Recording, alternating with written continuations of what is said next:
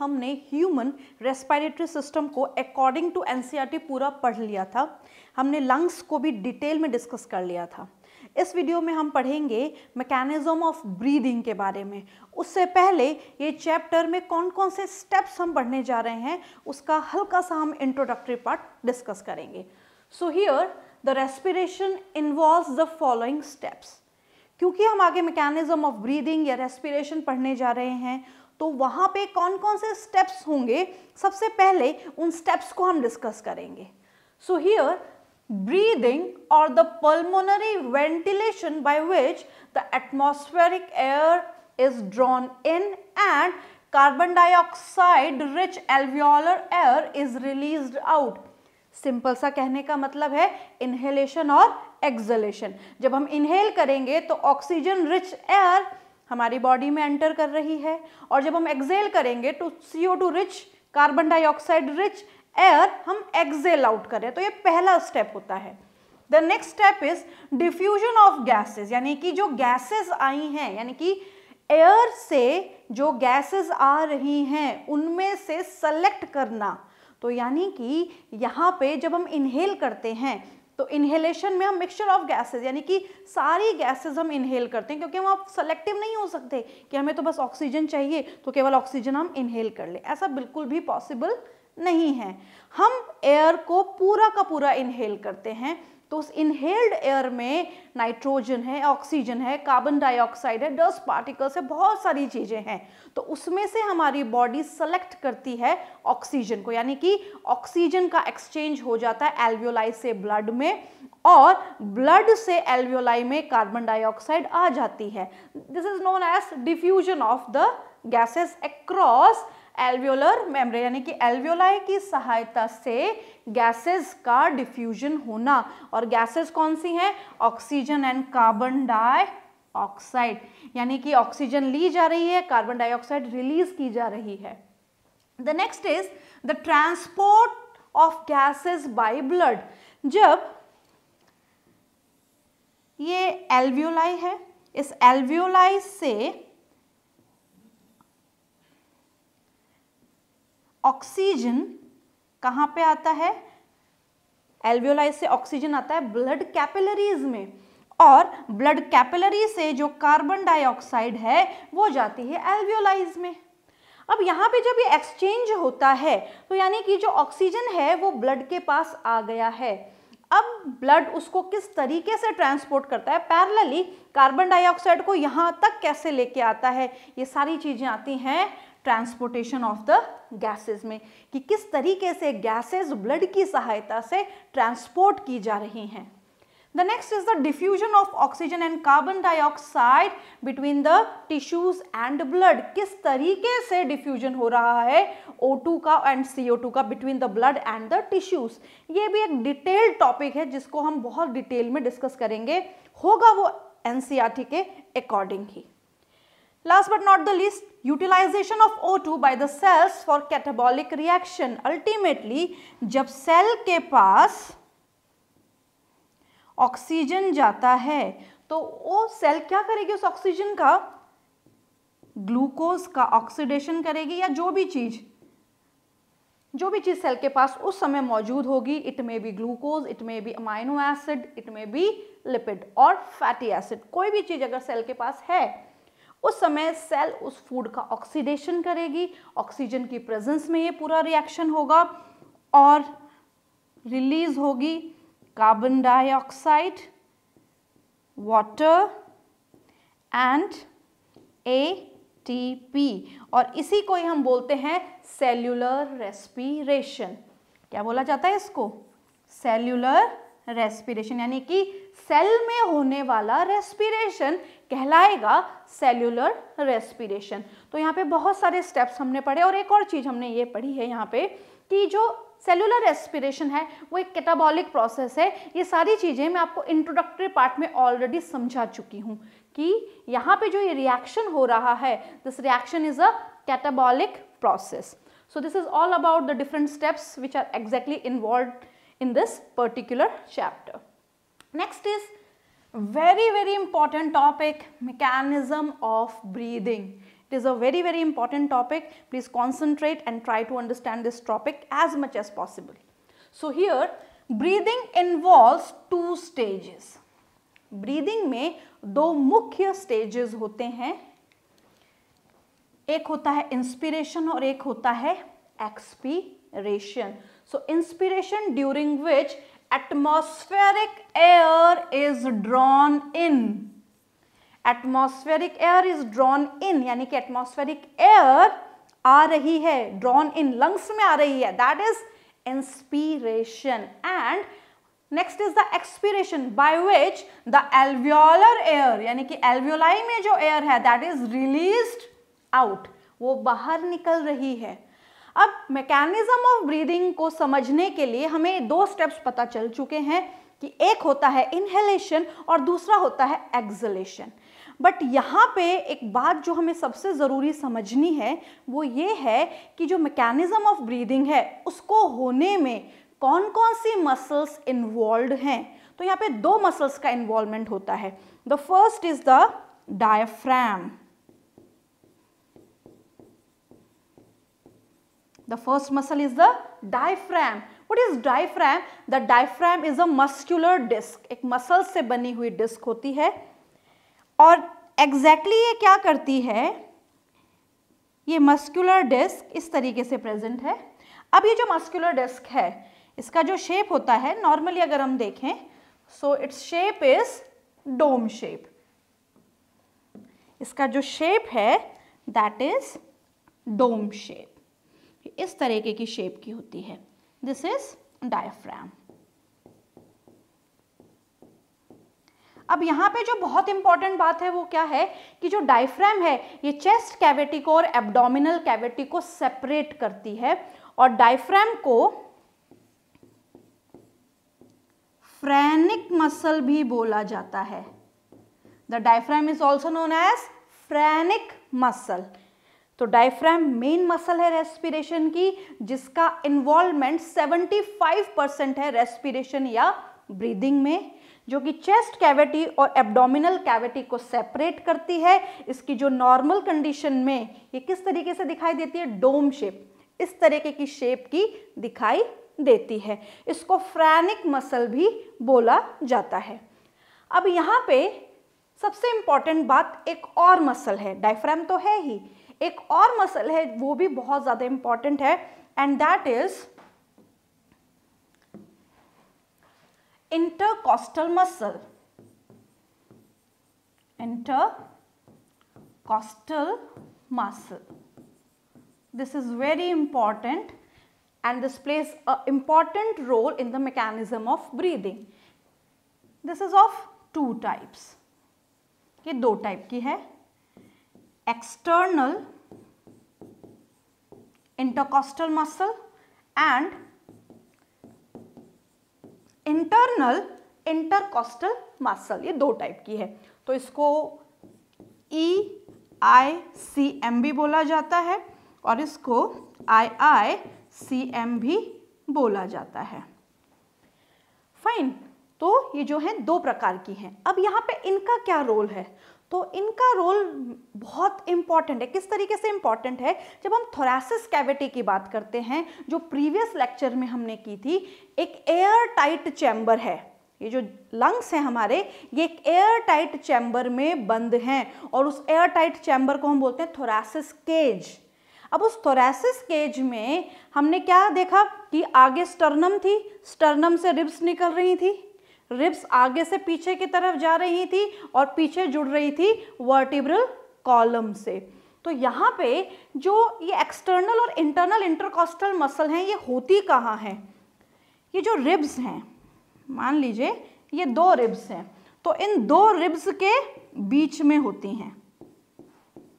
क्योंकि जो वर्ड है costa, the word costa means ribs. जिस वर्ड से ये ली गई हैं उस वर्ड का नाम होता है रिब्स. तो यहाँ पे कॉस्टा जो वर्ड है दैट इज रिब्स, यानी कि दो रिब्स के बीच में मिलेंगी. अब यहाँ पे करती क्या है? इस तरीके से थोरैसिस केज है पूरा और उस थोरैसिस केज में हम क्या देखते हैं कि ये तो सेंटर बोन है और इस सेंटर बोन के साथ ये पूरा रिब केज है इस तरीके से बना हुआ, और इस रिब केज में 2 रिब्स के बीच में पाए जाने वाली ये मसल्स होती हैं इस तरीके से। अब ये जो मसल्स हैं ये करती क्या है, जब हम इनहेल या एक्सहेल करते हैं तो इनमें कॉन्ट्रैक्शन हो सकता है। अब कौन सी मसल किस वक्त कॉन्ट्रैक्ट होगी ये बहुत ज़रूरी है।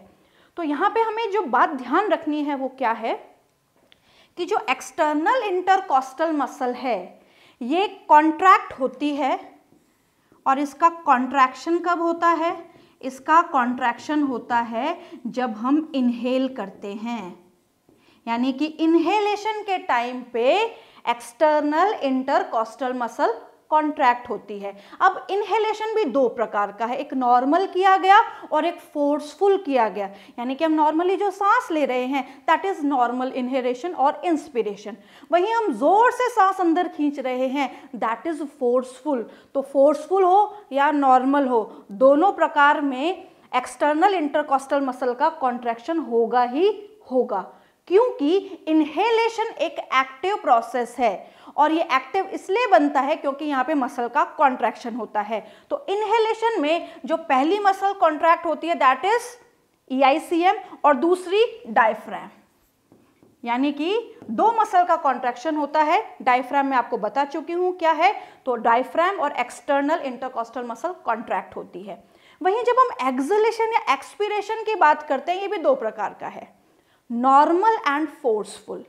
अगर नॉर्मल एक्सपीरेशन किया गया है तो नॉर्मल एक्सपीरेशन में किसी भी प्रकार की कोई भी मसल का कॉन्ट्रैक्शन नहीं देखा जाता, ये साधारण प्रोसेस है, यानी कि ये एक पैसिव प्रोसेस है जिसमें एनर्जी नहीं लगती है, ना ही कोई मसल कॉन्ट्रैक्ट होती है।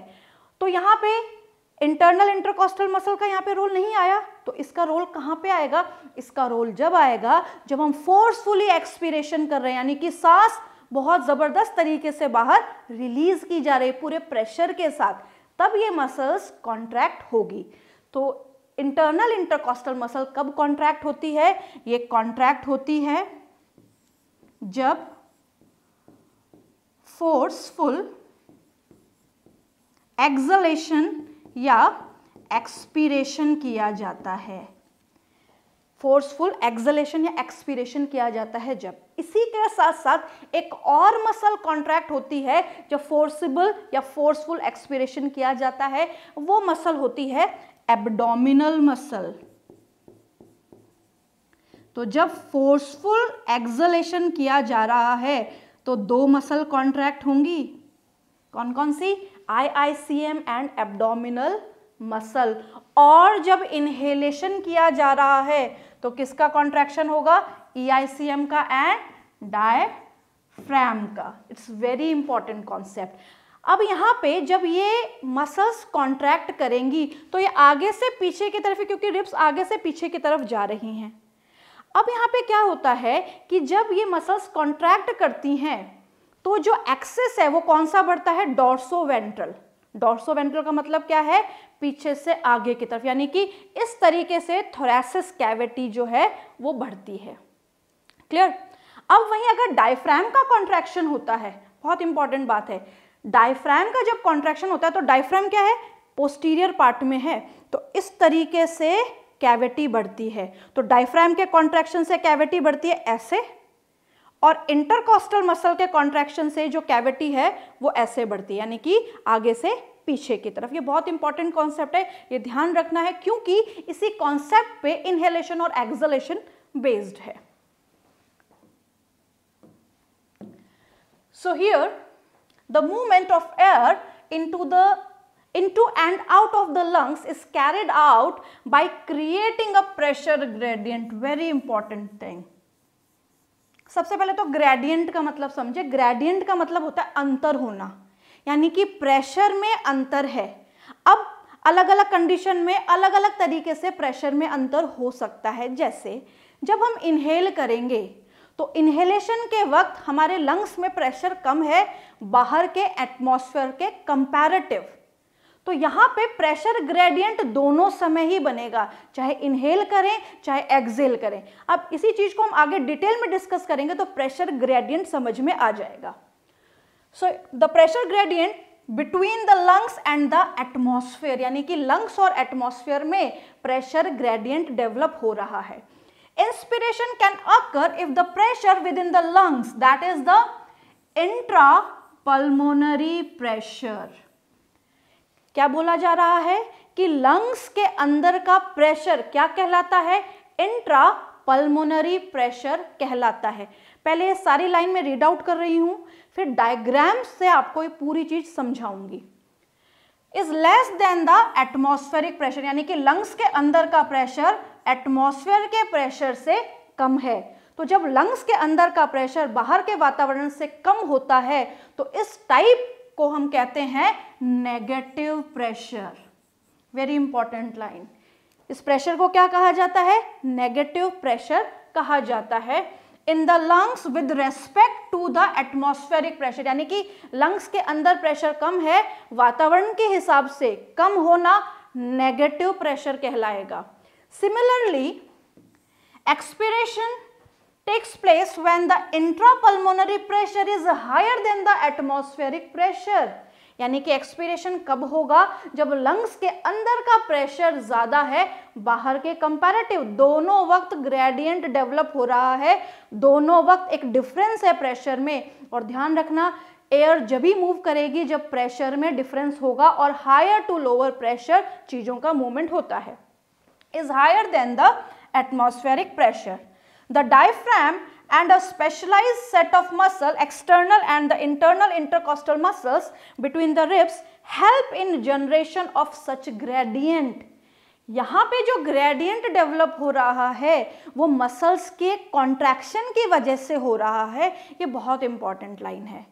ग्रेडियंट जब भी डेवलप होगा जब थोरैसिस केज का वॉल्यूम बढ़ेगा. अब ये जो मसल्स है ये कॉन्ट्रैक्ट होंगी, और मैंने आपको अभी समझाया था कि एक्सेस बढ़ेगा, एंटीरियो पोस्टीरियर एक्सेस बढ़ेगा, डॉर्सो वेंट्रल एक्सेस बढ़ेगा, यानी कि कंप्लीट केज का वॉल्यूम इंक्रीज होगा. Help in generation of such gradient. Inspiration is initiated by contraction of diaphragm. किसकी वजह से इनिशिएट होता है इंस्पिरेशन? डायफ्राम के कॉन्ट्रैक्शन की वजह से. Where which increases the volume of the thoracic cavity in the anterior posterior axis. Diaphragm के कॉन्ट्रैक्शन से क्या बढ़ रहा है? एंटीरियो पोस्टीरियर एक्सिस बढ़ रहा है. The contraction of external intercostal muscle lift up the ribs sternum causing the increase in the volume of the thoracic chamber. अब इस डायग्राम पे आ जाते हैं. सबसे पहली बात, ये इनहेलेशन का डायग्राम है, और इस इनहेलेशन के डायग्राम में हमें दो बातें बहुत खास तौर पे ध्यान रखनी है. पहला मसल और दूसरा लंग्स के वॉल्यूम में. तो पहले हम आ जाते हैं डायफ्राम, और दूसरी मसल है एक्सटर्नल इंटरकॉस्टल मसल. क्लियर? दो मसल का इन्वॉल्वमेंट है. इंट्रोडक्शन में बता चुकी हूं, इनहेलेशन में दो मसल्स इन्वॉल्व हैं. दोनों की दोनों मसल्स कॉन्ट्रैक्ट होंगी, तो यहां पे हम ये भी लिख देते हैं मसल कॉन्ट्रैक्शन. मसल्स का कॉन्ट्रैक्शन हो रहा है. अब जो एनसीईआरटी ने बोला उस लाइन पे जाते हैं. Diaphragm increases anterior posterior axis. Diaphragm anterior posterior axis को बढ़ाता है, यानी कि ऊपर और नीचे. ऊपर यानी एंटीरियर और पोस्टीरियर यानी नीचे, यानी कि इस तरीके से एक्सेस बढ़ता है थोरैसिस कैविटी का. वहीं external intercostal muscles increases dorso ventral axis. अगर ऐसे देखें तो ये एंटीरियो पोस्टीरियर एक्सिस से बढ़ रहा है, और अगर डॉर्सो वेंट्रल देखें तो ऐसे बढ़ रहा है. डॉर्सो वेंट्रल देखें तो किस तरीके से बढ़ रहा है? आगे और पीछे, यानी कि पूरे में एक्सिस में बढ़ोतरी हो रही है. अब यहाँ पे मसल्स कॉन्ट्रैक्ट होंगी तो यहाँ पे क्या हो रहा है कि जो रिब्स हैं ये भी खींचेंगी, और जब रिब्स खींचेंगी यानी कि थोरैसिस कैविटी का वॉल्यूम बढ़ेगा. तो हमारे लंग्स जिस कैविटी में होते हैं उसको हम बोलते हैं थोरैसिस कैविटी. इस थोरैसिस कैविटी का वॉल्यूम इंक्रीज होगा। थोरैसिस कैविटी का वॉल्यूम इंक्रीज होगा तो यहाँ पे क्या क्या बदलाव आएंगे? यहाँ पे जो सबसे पहला बदलाव हमने देखा वो क्या होगा कि जो लंग्स हैं वो एक्सपेंड होंगे, फैलेंगे लंग्स। रीजन बीइंग क्या है कि जो हमारी थोरैसिस कैविटी है उससे चिपकी हुई है प्लूरा, थोरैसिस कैविटी से प्लूरा चिपकी हुई है। मान लीजिए ये थोरैसिस कैविटी है और मान लीजिए ये लंग की मेम्ब्रेन है, इस तरीके से इंटैक्ट हैं, ये चिपकी हुई हैं। तो ये बढ़ेगा तो इसको साथ लेके बढ़ेगा, तो साथ लेके बढ़ेगा तो क्या होगा कि लंग्स भी एक्सपेंड होंगे। तो जब लंग्स एक्सपेंड होंगे तो हम यहाँ पे क्या लाइन लिख सकते हैं कि लंग वॉल्यूम इंक्रीजेस। अब क्वेश्चन ये है कि लंग वॉल्यूम इंक्रीज करने में किन मसल्स ने काम किया? तो ये दोनों बात हम लिख चुके हैं कि पूरे थोरैसिस कैविटी का वॉल्यूम बढ़ा, तो थोरैसिस कैविटी के वॉल्यूम को बढ़ाने में मसल्स आई, इन मसल्स की वजह से लंग वॉल्यूम भी बढ़ा। अब यहाँ पे रिब्स में क्या क्या बदलाव है? नेचुरली जब हम सांस लेते हैं तो सांस लेने में जब थोरैसिस कैविटी वॉल्यूम बढ़ रहा है, लंग वॉल्यूम बढ़ रहा है, तो हमारी जो सेंटर बोन है, ये वाली जो सेंटर बोन जिसे हम स्टर्नम कहते हैं और उसके साथ जो रिब्स जुड़ी हुई हैं, ये हल्की सी ऊपर और बाहर आ जाती हैं। So ribs and sternum raised. Raised का मतलब यहाँ पे दो बातों से है, अपवर्ड एंड आउटवर्ड, यानी कि ऊपर की तरफ और बाहर की तरफ रिब्स का मूवमेंट होगा। Clear? So here contraction of muscle. Second, increases the volume of the thoracic cavity, complete cavity. When the volume of the thoracic cavity increases, automatically the lung volume increases and the ribs and the sternum, they move upward and outward. अब ये सारे बदलाव आ गए। अब जब ये सारे बदलाव आ गए तो ये बात ध्यान रखनी होगी कि जब वॉल्यूम बढ़ता है, जब वॉल्यूम बढ़ता है तो प्रेशर कम होगा। When the volume increases, pressure decreases. तो ये जो लंग्स के अंदर, यानी कि ये जो हमारे लंग्स दिखाए गए हैं, इनके अंदर का प्रेशर क्या हो रहा है? डिक्रीज हो रहा है, कम हो रहा है प्रेशर। जो एटमॉस्फेरिक प्रेशर है, उस एटमॉस्फेरिक प्रेशर की वैल्यू अगर हम बोलें that is 760 mm of Hg है। और यहाँ पे अगर हम लंग्स को बोलें कि यहाँ पे अगर वैल्यू की जाए तो क्या होगी? मान लीजिए यहाँ पे है 758 mm of Hg, यानी कि एटमॉस्फेयर से, ये है एटमॉस्फेरिक प्रेशर, ये क्या है? एटमॉस्फेरिक प्रेशर है। और ये क्या है? हमारे लंग के अंदर का प्रेशर। तो बाहर के कंपैरेटिव अंदर प्रेशर कम है। क्या डेवलप हो रहा है? प्रेशर ग्रेडियंट डेवलप हो रहा है। और जब भी प्रेशर ग्रेडियंट डेवलप होगा, there is movement of air, so here there is air drawn inside the lungs. तो हम क्या बोलेंगे? क्या हो रहा है? इनहेलेशन हो रहा है। तो इनहेलेशन क्या होता है? It is a process in which air enters in the lungs. तो क्या क्या बदलाव आए ये समझ में आ गए। फिगर से हमें समझ में आ गया कि जो रिब्स हैं स्टर्नम में रेज होती हैं, डायफ्राम कॉन्ट्रैक्ट होता है। अब यहाँ पे एक क्वेश्चन आ सकता है कि डायफ्राम जब कॉन्ट्रैक्ट हो रहा है तो वो शेप कैसे देता है? डायफ्राम डोम शेप है, डायफ्राम नीचे को हो रहा है, यानी कि कॉन्ट्रैक्शन हो रहा है, तो डायफ्राम फ्लैट हो रहा है, ये आंसर आ सकता है। डायफ्राम एब्डोमिनल कैविटी की तरफ मूव कर रहा है, ये भी आंसर आ सकता है। तो यहाँ पे क्वेश्चन में क्या ऑप्शन दिए हुए हैं उसके हिसाब से हमें टिक करना है। तो यहाँ पे डायफ्राम का जब कॉन्ट्रैक्शन हो रहा है तो diaphragm moves downward, usually normally it is dome shape, but during inhalation it becomes flat. जब इनहेल करते हैं तो ये फ्लैट हो जाता है। The next is the overall increase in the volume of the thoracic cavity, a similar increase in the pulmonary volume, ये सारी बातें हम पढ़ चुके हैं। An increase in pulmonary volume decreases the intrapulmonary pressure. Lungs के अंदर के प्रेशर को क्या बोलते हैं? इंट्रापल्मोनरी प्रेशर बोलते हैं। is less than the atmospheric pressure which forces the air from outside to move into the lungs, यानी कि वो फोर्स करता है कि एयर लंग्स में एंटर हो जाए प्रेशर ग्रेडियंट की वजह से। इंस्पिरेशन को फिगर में दिखाया गया है, ये भी हम पूरी चीजें पढ़ चुके हैं। रिलैक्सेशन, एग्जाम्पल इंस्पिरेशन और the relaxation of the diaphragm and the intercostal muscles return the diaphragm and the sternum to their normal position, यानी कि अब बात किसकी हो रही है, एक्सपीरेशन की हो रही है। and the sternum to their normal position and reduces the thoracic volume and thereby by the pulmonary volume. This leads to an increase in intrapulmonary pressure to slightly above the atmospheric pressure.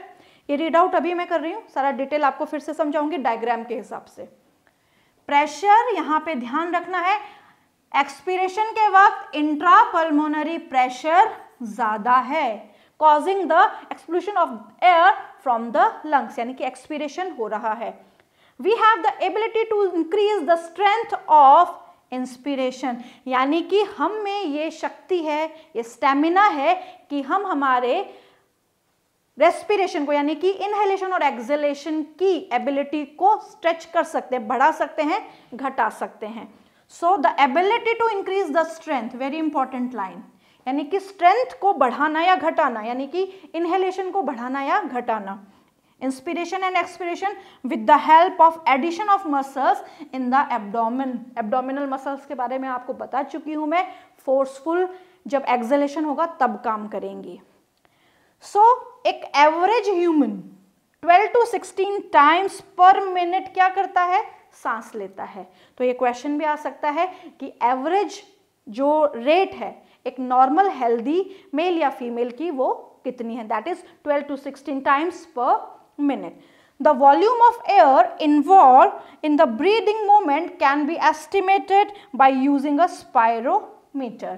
अब ये spirometer अगर topic आ गया तो lung volume and capacities को हम next video में discuss करेंगे, but हम इतने पैराग्राफ को एक्सहेलेशन जो बताया गया है उसके बिहाफ समझते हैं। ये पूरा प्रोसेस एक्सहेलेशन का है। याद रखने का सबसे साधारण सरल तरीका कि इनहेलेशन से बिल्कुल उल्टा है, बट मसल्स में आपको ध्यान रखना है कौन सी मसल्स कब कॉन्ट्रैक्ट हो रही हैं, कंडीशन ध्यान रखनी है। तो ये नॉर्मल एक्सहेलेशन है, और नॉर्मल एक्सहेलेशन एक पैसिव प्रोसेस है जहां पे कोई भी मसल का इन्वॉल्वमेंट नहीं है। तो जब हमने इनहेल किया था तो डायफ्राम और एक्सटर्नल इंटरकॉस्टल मसल्स कॉन्ट्रैक्ट हुई थी। सबसे पहले ये दोनों मसल्स रिलैक्स होंगी, तो यहां पे इस प्रोसेस को हम बोलते हैं रिलैक्सेशन। हर चीज यहां पे रिलैक्स हो रही है। तो जो डायफ्राम है ये रिलैक्स हो रहा है, डायफ्राम के साथ साथ जो एक्सटर्नल इंटरकॉस्टल मसल है ये भी रिलैक्स हो गई। 3 सेकंड का प्रोसेस है, रिलैक्स होने का मसल्स को अच्छा खासा टाइम मिलता है अकॉर्डिंग टू द कॉन्ट्रैक्शन। अब यहाँ पे जब ये दोनों मसल्स कॉन्ट्रैक्ट हुई तो इन्होंने क्या किया था, EICM ने डॉर्सो वेंट्रल एक्सिस को इंक्रीज किया था। अब ये डॉर्सो वेंट्रल एक्सिस को डिक्रीज करेंगे, यानी कि जो आगे से पीछे की तरफ थोरेसिस कैविटी का वॉल्यूम बढ़ा था वो नॉर्मल हो जाएगा, यानी कि मसल्स रिलैक्स हो जाएंगी।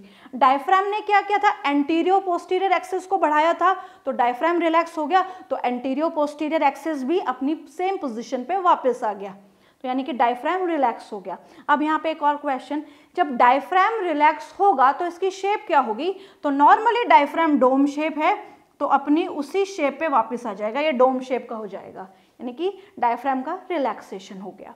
जैसे ही डायफ्राम और EICM रिलैक्स हो जाते हैं तो रिलैक्सेशन के साथ रिब्स एंड स्टर्नम भी अपनी पोजीशन पे लौट आते हैं, यानी कि पहले आउटवर्ड और अपवर्ड मूव हुई थी, अब यहां पे कैसे मूव होंगी, डाउनवर्ड एंड इनवर्ड, यानी कि अब अपनी नॉर्मल पोजीशन पे वापस आ गई हैं। ये सारा काम हो गया, मसल्स का काम हो गया, रिब्स और स्टर्नम का काम हो गया, रिलैक्स हो गए। अब यहाँ पे जो थोरैसिस कैविटी है, that is the volume of thorax decreases, thorax is thoracic cavity, तो यहाँ पे थोरैसिस कैविटी का वॉल्यूम डिक्रीज होगा, थोरेसिस कैविटी का वॉल्यूम डिक्रीज होगा, यानी कि थोरेसिस कैविटी जो बड़ी थी वो नॉर्मल हो गई, तो लंग वॉल्यूम भी डिक्रीज होगा। लंग वॉल्यूम डिक्रीज हुआ, थोरेसिस कैविटी वॉल्यूम डिक्रीज हुआ, तो यानी कि प्लूरा भी अपनी पोजीशन पे लौट आई। अब जब वॉल्यूम डिक्रीज होगा तो क्या इंक्रीज होगा? प्रेशर। किसका प्रेशर? लंग्स का प्रेशर। तो इसको हम क्या बोलेंगे? इंट्रा पल्मोनरी प्रेशर, जो ऑलरेडी हम लाइन डिस्कस कर चुके हैं। फिर से प्रेशर में डिफरेंस, मान लीजिए atmospheric pressure 760 mm of Hg है और यहाँ पे प्रेशर बन रहा है 762 mm ऑफ Hg। यहाँ पे कितना प्रेशर बन रहा है? 762 mm ऑफ Hg, यानी कि लंग्स के अंदर का प्रेशर ज्यादा है एटमॉस्फेरिक प्रेशर से। प्रेशर ग्रेडियंट, बट अभी ये नेगेटिव ब्रीदिंग में काउंट नहीं होगा क्योंकि लंग्स के अंदर का प्रेशर बाहर के कंपैरेटिव ज्यादा है। तो जब भी प्रेशर में डिफरेंस होगा तो एयर बाहर मूव करेगी, यानी कि क्या होगा? Acceleration, air expelling from the lungs, and when the air expelling from the lungs, the process is known as expiration or exhalation. It is a simple process and in this process all the muscles get relaxed. सारी की सारी जो muscles हैं वो relaxed हो रही हैं। तो यहाँ पे हमने पढ़ा मैकेनिज्म ऑफ ब्रीदिंग के बारे में। कंडीशन ध्यान रखनी है, अगर फोर्सिबल है तो एक्सटर्नल इंटरकॉस्टल मसल और डायफ्राम कॉन्ट्रैक्ट करेंगे इंस्पिरेशन के वक्त, और अगर फोर्सफुल एक्सपिरेशन है तो internal intercostal muscle and abdominal muscles का कॉन्ट्रैक्शन होगा और कंप्लीट प्रोसेस कैसा हो जाएगा? एक्टिव।